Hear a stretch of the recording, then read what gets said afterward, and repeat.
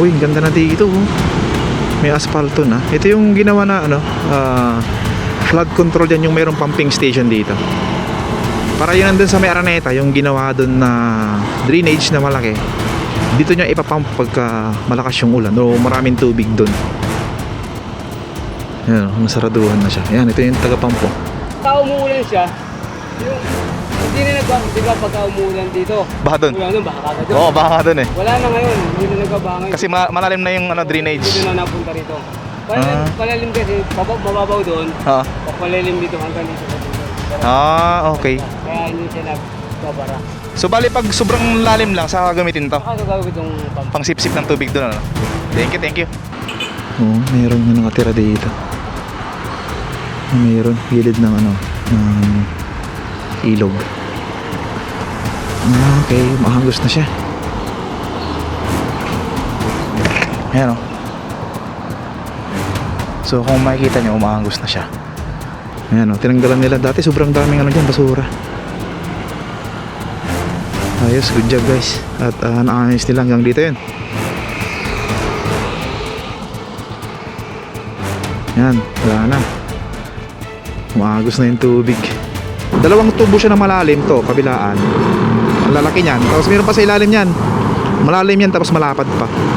Ganito rin kalapad niya. Papunta doon sa may Quezon Avenue.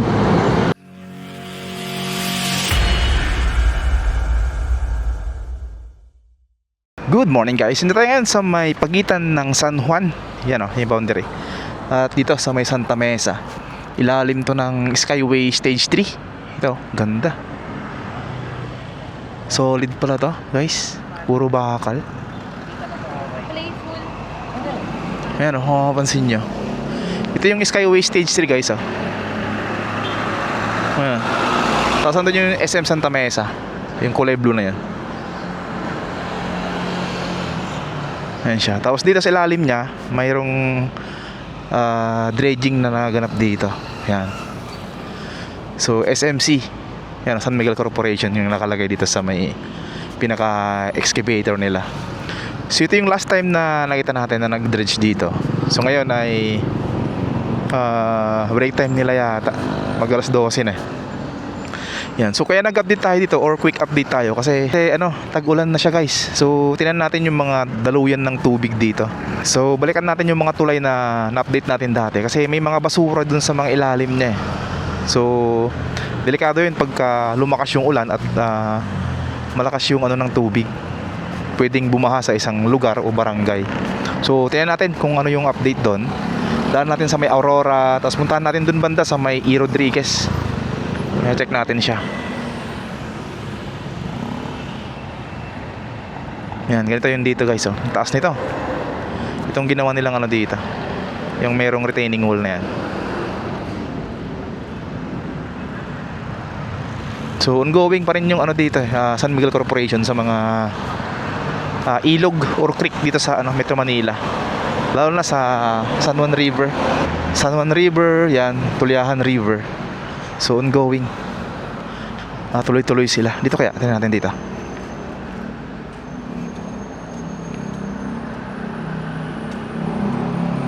Yan. Ito yung ano dito guys, sitwasyon. So malinis naman siya at umaagos yung tubig. So tingnan natin yung tulay doon sa may malapit sa SM. Tapos doon may Aurora Boulevard. Tingnan natin. Let's go guys, let's go. Pasok tayo sa may San Juan. Punta tayo sa may bandang SM guys. Yung tulay doon. Ayan, ito yung nandito sa malapit sa SM Santa Mesa. Medyo dulo ng Araneta Avenue guys. Ito yung may ginawa silang ano dito, metal fence. Ayan siya, kabilaan to.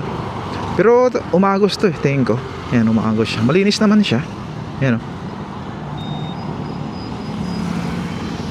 Ayan, sa may baba niya guys. May mga damo na sa gilid pero kita naman natin na medyo umaagos siya. Tsaka wala ganong ano, basura. Yan, buong ano to, buong tulay ito, merong metal fence yan. So siguro kaya ginawa nila nito para walang, siguro mayroon nang nangyari dito na tumalon, hindi kaya. Yan. Kaya naglagay sila ng metal fence para wala nang tatalon dyan. Yan. So okay na rin tong gilid niya, yung sidewalk niya. So proceed tayo guys sa may Aurora Boulevard. Yung last time na nakita natin na maraming basura. Tingnan natin kung ano yung doon sitwasyon. Let's go. Dito lang yun sa may Aurora Boulevard. Medyo maambon guys. Sige, tuloy natin. Medyo maambon. Yan, tayo natin dito. Yan na yung yung mismong tulay guys. Tingnan natin. Meron palang bakod to. At merong nakatira yata dito sa baba. Oh, meron nga nakatira dito. Meron gilid ng ng ilog. Okay, maangus na siya. Ayan So kung makikita nyo, umaangus na siya. Ayan. Tsaka medyo na dito, wala na ganong basura dito.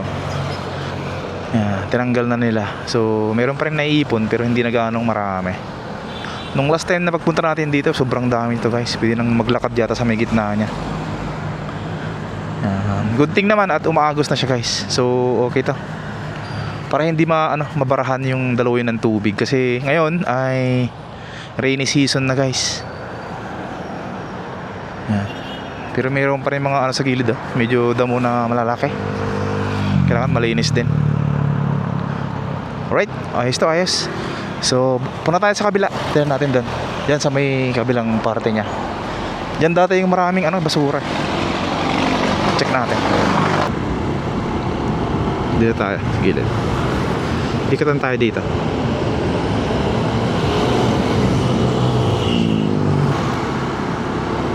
Ayan, dito. Gilid lang tayo dito. Hindi tayo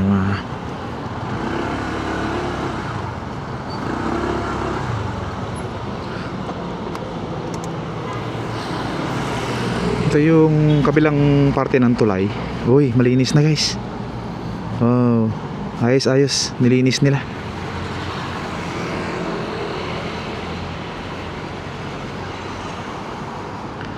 Ayan tinanggalan nila. Dati sobrang daming dyan, basura. Ayos, good job guys. At naayos nila hanggang dito yun.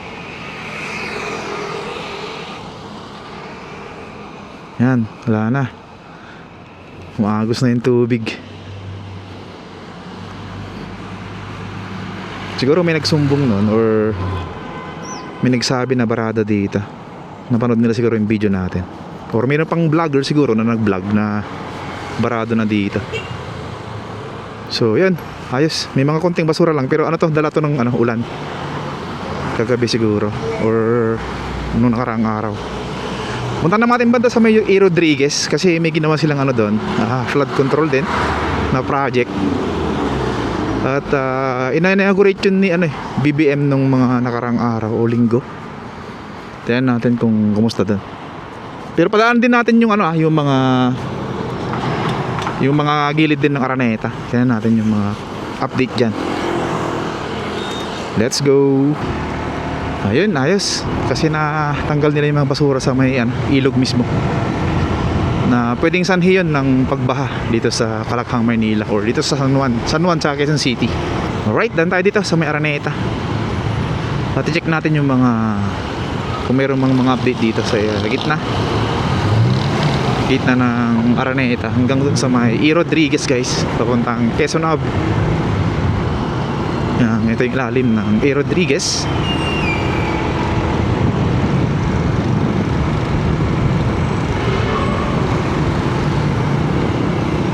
Nasa tayo, ilalim ng Skyway Stage 3 guys.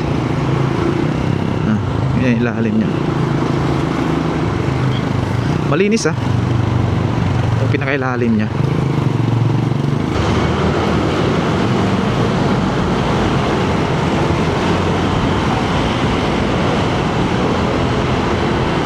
Yan. Kaya lang bawal dito ko pumarada. Para sa ano lang yan, may emergency bay. Pero ayan, pinaparadahan siya.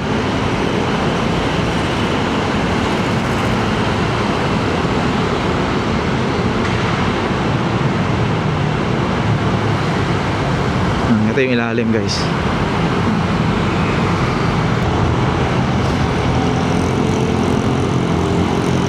Ayan, malapit tayo sa may bandang E. Rodriguez.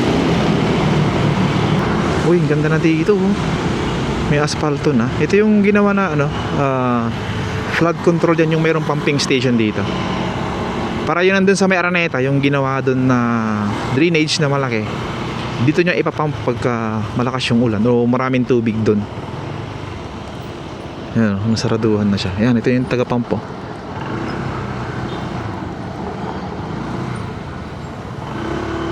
Parang mayroong ano dito, mga college student. Yan, ito yung magpapump dito. Yan, bali dalawang ano dito, dalawang makina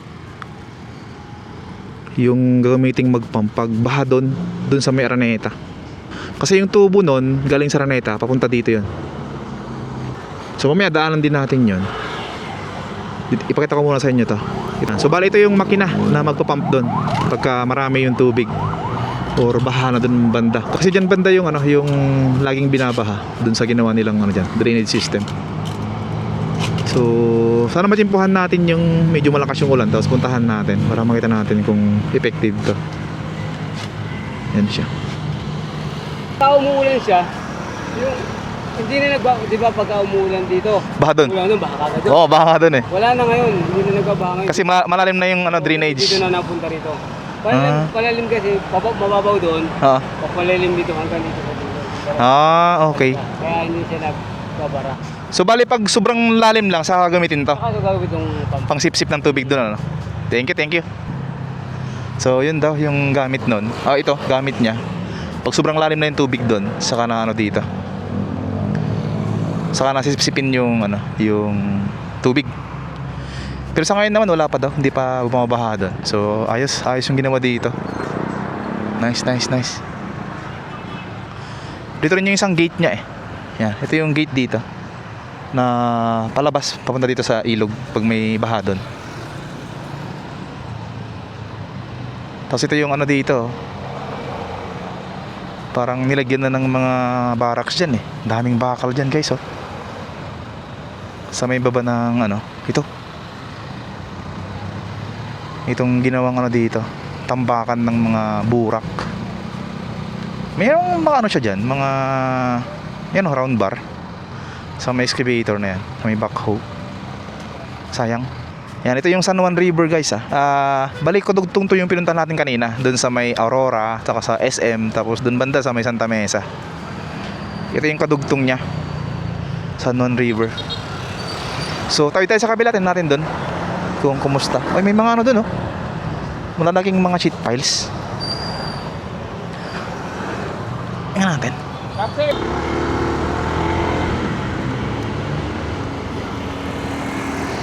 Yan, wala nang ganong ano dito. Malinis eh yung ilog dito, ayos.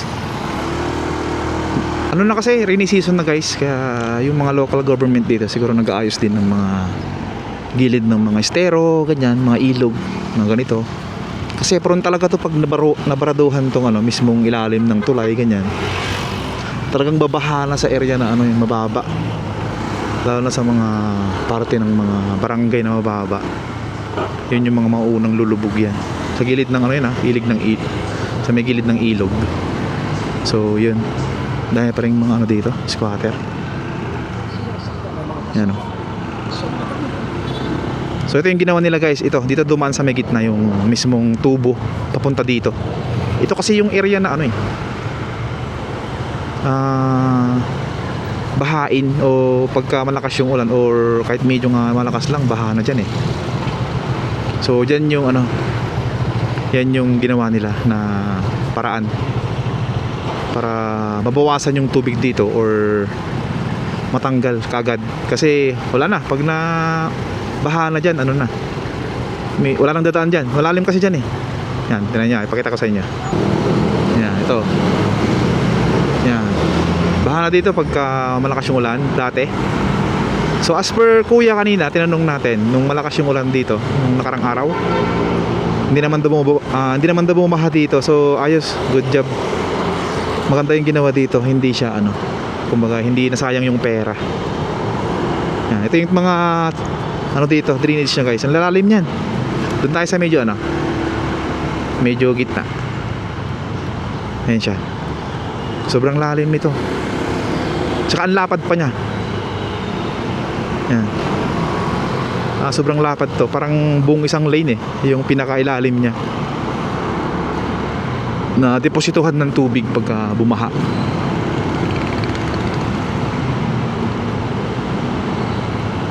Yan, dito tayo.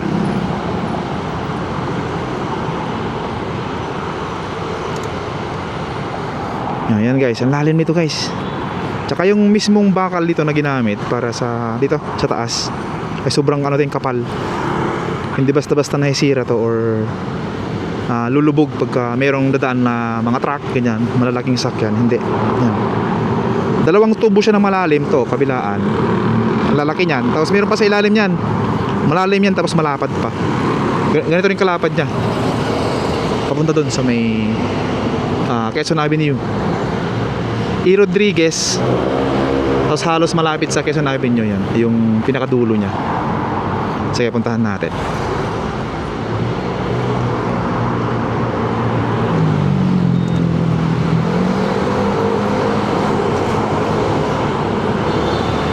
Pare-parehas yan guys. Kalalaki yung bakal tsaka kalalim. Yan. Ito yung last year na traffic dito kasi ginagawa to. At okay naman, nagbunga naman yung ginawa dito kasi hindi siya malakas yung ulan nung nakaraan, di ba? Pero hindi to binaha. So ayos, effective tong ginawa dito.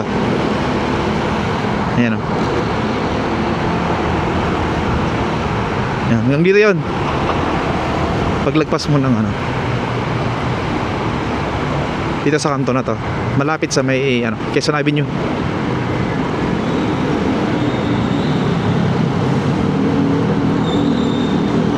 Ayan, nice, good job, good job. Tapos meron din ginagawa dito yan sa bandang kanan natin, yung highway na yan. Tapos na rin yata. Ikutan nga natin doon sa banda doon. Ikot tayo kasi hanggang dito lang ito yung last na hukay, wala na dito. Ikot tayo dun sa may unahan tapos puntahan natin yung doon, yung parte na ginagawa. Tapos pa rin tayo dun sa likod natin. Tignan natin. Ito yung ginagawa dito, on ramp ng Skyway Stage 3. Hindi pa rin pala tapos to. Parang nire-renovate nila. Yan dito, kanan tayo dito.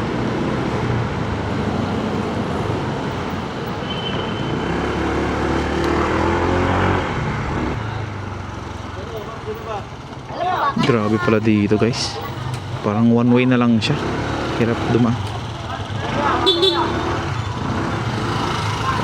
Ginawang parkingan Ginawang parkingan ng gilid niya. Pero parang siya, legal. Hindi kaya? Anong street ba to?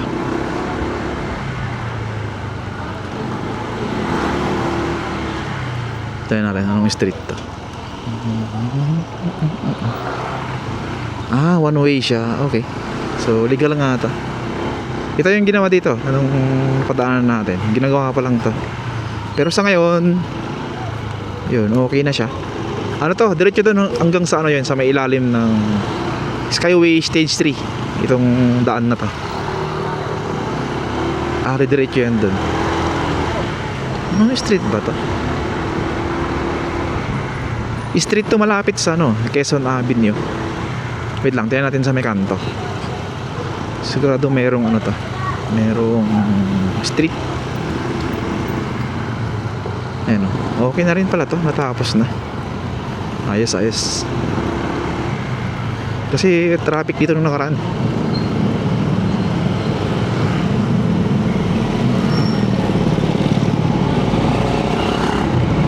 Wala. street ba to? Ayun. Kaliraya Street pala to. Alright, ganito lang muna itong update natin guys. At salamat sa pagsama sa akin sa mga in-update natin dito na flood control project. Kaya yung mga ilog na dinala natin kanina.